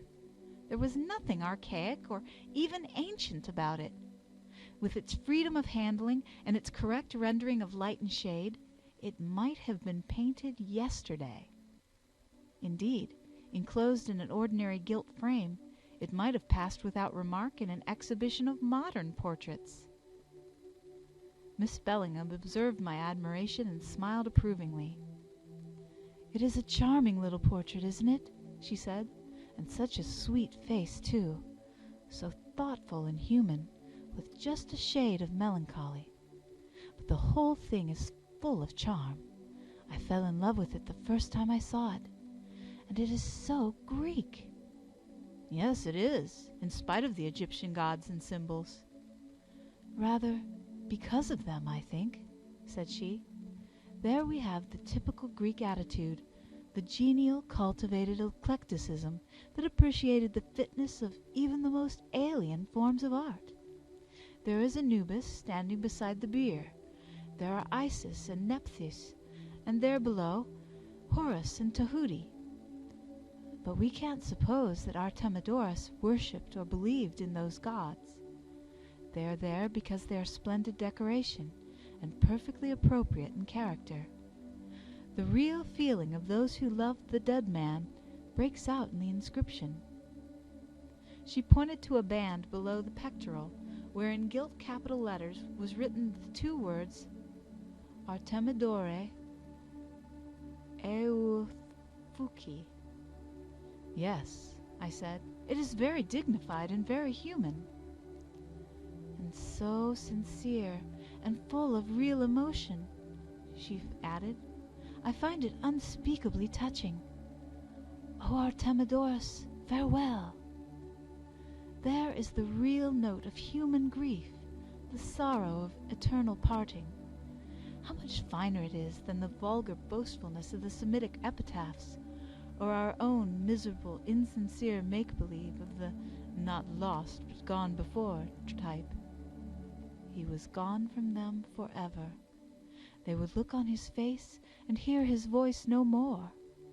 They realized that this was their last farewell. Oh, there is a world of love and sorrow in those two simple words. For some time, neither of us spoke. The glamour of this touching memorial of a long-buried grief had stolen over me, and I was content to stand silent by my beloved companion and revive, with a certain pensive pleasure, the ghosts of human emotions over which so many centuries had rolled. Presently she turned to me with a frank smile. "You have been weighed in the balance of friendship," she said, "and not found wanting. You have the gift of sympathy, even with a woman's sentimental fancies." I suspected that a good many men would have developed this precious quality under the circumstances, but I refrained from saying so. There is no use in crying down one's own wares. I was glad enough to have earned her good opinion so easily, and when she at length turned away from the case and passed through into the adjoining room, it was a very complacent young man who bore her company.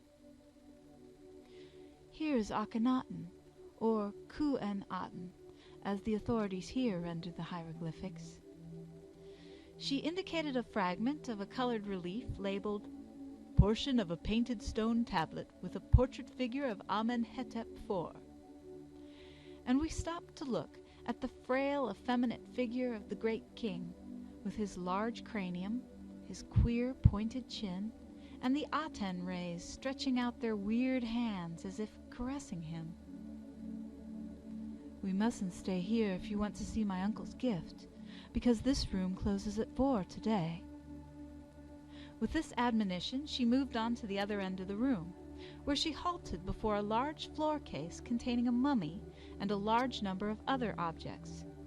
A black label with white lettering set forth the various contents with a brief explanation as follows: "Mummy of Sebek-hotep, a scribe of the 22nd dynasty, together with the objects found in the tomb. These include the 4 canopic jars in which the internal organs were deposited, the Ushabti figures, tomb provisions, and various articles that had belonged to the deceased, his favorite chair, his headrest, his ink palette, inscribed with his name and the name of the king, Osor-Khan I, in whose reign he lived, and other smaller articles, presented by John Bellingham, Esquire." "They have put all the objects together in one case," Miss Bellingham explained, "to show the contents of an ordinary tomb of the better class. You see that the dead man was provided with all his ordinary comforts, provisions, furniture, the ink palette that he had been accustomed to use in writing on papyri, and a staff of servants to wait on him." "Where are the servants?" I asked. "The little Ushabti figures," she answered. "They were the attendants of the dead, you know, his servants in the underworld. It was a quaint idea, wasn't it? But it was all very complete and consistent, and quite reasonable, too, if once one accepts the belief in the persistence of the individual apart from the body." "Yes," I agreed, "and that is the only fair way to judge a religious system, by taking the main beliefs for granted. But what a business it must have been, bringing all these things from Egypt to London." "It was worth the trouble, though, for it is a fine and instructive collection, and the work is all very good of its kind. You notice that the Ushabti figures and the heads that form the stoppers of the canopic jars are quite finely modeled. The mummy itself, too, is rather handsome, though that coat of bitumen on the back doesn't improve it. But Sebek-hotep must have been a fine-looking man." "The mask on the case is a portrait, I suppose?" "Yes, in fact it is rather more. To some extent, it is the actual face of the man himself. This mummy is enclosed in what is called a cartonnage, that is, a case molded on the figure. The cartonnage was formed of a number of layers of linen or papyrus united by glue or cement, and when the case had been fitted to the mummy, it was molded to the body, so that the general form of the features and limbs was often apparent. After the cement was dry, the case was covered with a thin layer of stucco, and the face modeled more completely, and then the decorations and inscriptions were painted on. So that, you see, in a cartonnage, the body was sealed up like a nut in its shell, unlike the more ancient forms in which the mummy was merely rolled up and enclosed in a wooden coffin. At this moment there smote upon our ears a politely protesting voice announcing in sing-song tones that it was closing time, and simultaneously a desire for tea suggested the hospitable milk shop. With leisurely dignity that ignored the official who shepherded us along the galleries, we made our way to the entrance, still immersed in conversation on matters sepulchral. It was rather earlier than our usual hour for leaving the museum, and moreover, it was our last day, for the present. Wherefore we lingered over our tea to an extent that caused the milk shop lady to view us with some disfavor, and when at length we started homeward, we took so many short-cuts that 6 o'clock found us no nearer our destination than Lincoln's Inn Fields, whither we had journeyed by a slightly indirect route that traversed, among other places, Russell Square, Red Lion Square, with the quaint passage of the same name, Bedford Row, Jockey's Fields, Hand Court, and Great Turnstile. It was in the latter thoroughfare that our attention was attracted by a flaming poster outside the news vendors, bearing the startling inscription, "More mementos of murdered man." Miss Bellingham glanced at the poster and shuddered. "Horrible, isn't it?" she said. "Have you read about them?" "I haven't been noticing the papers the last few days," I replied. "No, of course you haven't. You've been slaving at those wretched notes. We don't very often see the papers. At least we don't take them in.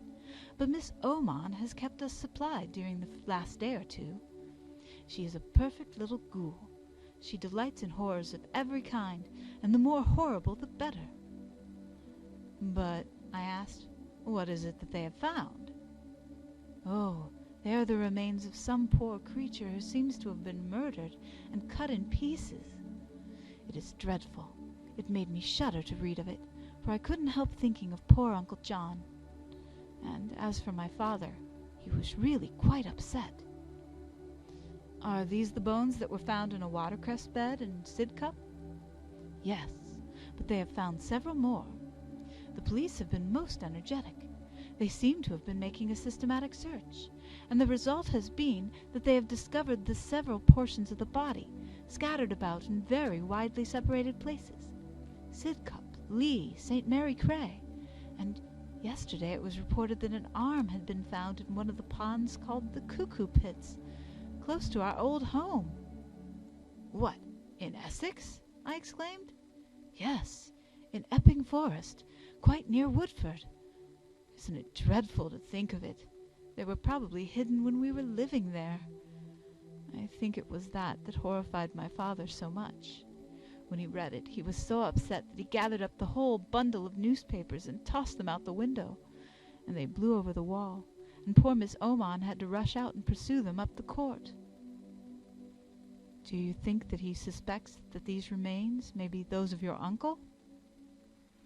"I think so, though he has said nothing to that effect, and of course I have not made any such suggestion to him. We always preserve the fiction between ourselves of believing that Uncle John is still alive." "But you don't think he is, do you?" "No, I am afraid I don't, and I feel pretty sure that my father doesn't think so either, but he doesn't like to admit it to me." "Do you happen to remember what bones have been found?" "No, I don't. I know that an arm was found in the Cuckoo Pits, and I think that a thigh bone was dredged up out of a pond near St. Mary Cray. But Miss Oman will be able to tell you all about it if you are interested.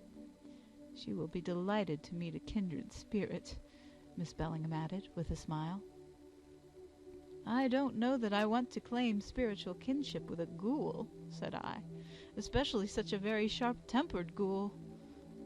"Oh, don't disparage her, Dr. Barclay," Miss Bellingham pleaded. "She isn't really bad-tempered, only a little prickly on the surface. I oughtn't to have called her a ghoul. She is just the sweetest, most affectionate, most unselfish little angelic human hedgehog that you could find if you traveled the wide world through. Do you know that she has been working her fingers to the bone, making an old dress of mine presentable, because she is so anxious that I shall look nice at your little supper party?"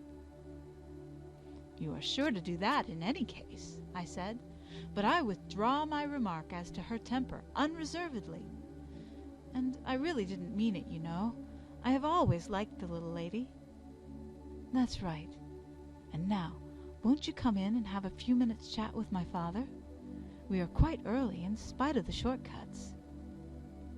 I assented readily, and the more so inasmuch as I wanted a few words with Miss Oman on the subject of catering, and did not want to discuss it before my friends. Accordingly, I went in and gossiped with Mr. Bellingham, chiefly about the work that we had done at the museum, until it was time for me to return to the surgery. Having taken my leave, I walked down the stairs with reflective slowness and as much creaking of my boots as I could manage, with the result, hopefully anticipated, that as I approached the door of Miss Oman's room, it opened, and the lady's head protruded. "I'd change my cobbler if I were you," she said. I thought of the angelic human hedgehog, and nearly sniggered in her face. "I am sure you would, Miss Oman, instantly. Though, mind you, the poor fellow can't help his looks." "You are a very flippant young man," she said severely, whereat I grinned, and she regarded me silently with a baleful glare. Suddenly I remembered my mission and became serious and sober. "Miss Oman," I said, "I very much want to take your advice on a matter of importance. To me, at least." That ought to fetch her, I thought. The advice fly, strangely neglected by Isaac Walton, is guaranteed to kill in any weather. And it did fetch her. She rose in a flash and gorged it, cock's feathers, worsted body, and all. "What is it about?" she asked eagerly. "But don't stand out there where everybody can hear but me. Come in and sit down." Now, I didn't want to discuss the matter here, and besides, there was not time. I therefore assumed an air of mystery. "I can't, Miss Oman. I'm due at the surgery now. But if you should be passing and should have a few minutes to spare, I should be greatly obliged if you would look in. I really don't quite know how to act." "No, I expect not. Men very seldom do. But you're better than most, for you know when you are in difficulties and have the sense to consult a woman. But what is it about? Perhaps I might be thinking it over." "Well, you know," I began evasively, "it's a simple matter, but I can't very well—" "No, by Jove," I added, looking at my watch, "I must run, or I shall keep the multitude waiting." And with this I bustled away, leaving her literally dancing with curiosity. End of chapter 8.